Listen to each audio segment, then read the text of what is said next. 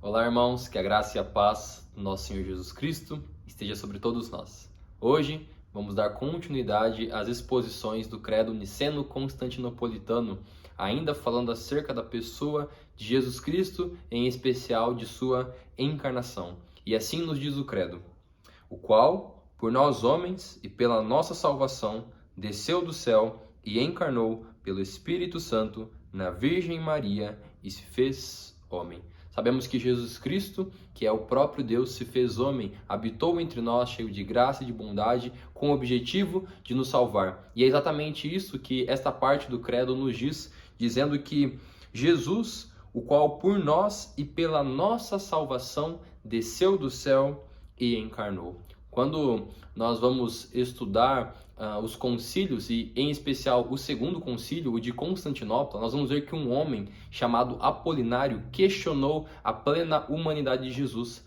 Para ele, Jesus não era plenamente homem, mas a palavra do Senhor nos mostra claramente, e a nossa teologia reformada também vem nos afirmando no decorrer da história, que Jesus sempre foi plenamente Deus, e quando a ação do Espírito Santo é efetuada em Maria, ele passa a ser também plenamente homem. Sim, porque se de um lado nós precisávamos que uma pessoa plenamente divina pudesse exercer tamanha salvação e suportar tamanha ira divina, precisávamos também que para salvar homens, um homem perfeito, um homem ideal, um homem reto, um homem santo, um homem obediente à lei, fosse então sacrificado em nosso lugar, pois assim, com o compromisso da lei, com a obediência plena, ele poderia se entregar por outros homens. E é isso que Jesus Cristo fez por nós. Então, quando o credo nos diz que por nós homens e pela nossa salvação desceu do céu e encarnou, é que quando Jesus Cristo então desceu e habitou neste mundo e se fez plenamente homem e obedeceu toda a lei, ele estava apto para morrer pelos nossos pecados. E uma das coisas também que muito se debate é como foi efetuado o nascimento de Jesus, ou como Jesus Cristo foi gerado. E o credo nos diz que pelo Espírito Santo, na Virgem Maria, se fez homem.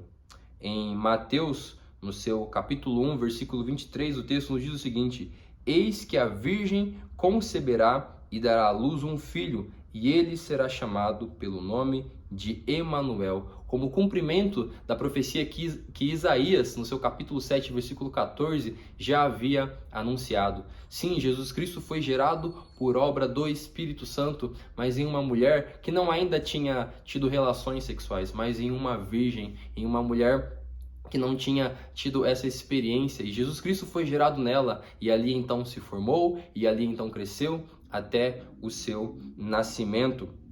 E no capítulo 1 de Lucas, no seu versículo 35, o evangelista nos diz o seguinte: quando o anjo estava conversando com Maria, ele diz assim: respondeu-lhe o anjo, descerá sobre ti o Espírito Santo, e o poder do Altíssimo te envolverá com a sua sombra. Por isso, também o ente santo que há de nascer será chamado Filho de Deus.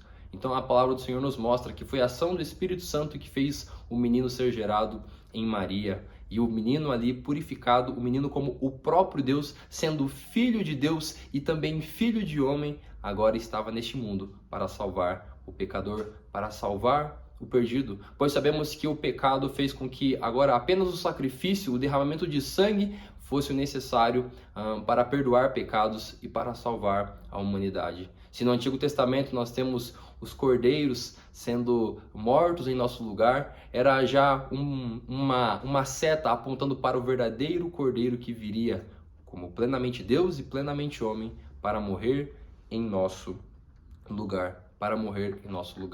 Na história, nós temos o homem como Apolinário questionando a humanidade de Jesus. Nós temos também os gnósticos nos primeiros séculos. Até mesmo João escreveu as suas cartas para combater essas heresias. Pois sim, Jesus é plenamente Deus, mas também é plenamente homem. Foi necessário que um novo meio de concepção fosse criado para exercer uma nova humanidade. Quando Jesus Cristo veio a este mundo como homem, ele veio para salvar homens, para salvar caídos para salvar a mim e a você. Por isso é importante nós entendermos que Jesus Cristo é 100% Deus, é plenamente Deus, porque somente Deus pode efetuar tão grande salvação, pode suportar tamanha ira divina, mas também precisamos entender que ele é plenamente homem. Passou por situações como eu e você, teve a sua vida como a minha, como a sua. Desde o seu nascimento, ele é o nosso substituto. Desde o seu nascimento, ele é vicário. Ele já estava no nosso lugar. Ele passou por dificuldades, passou por sofrimento, passou por tentações, mas foi obediente.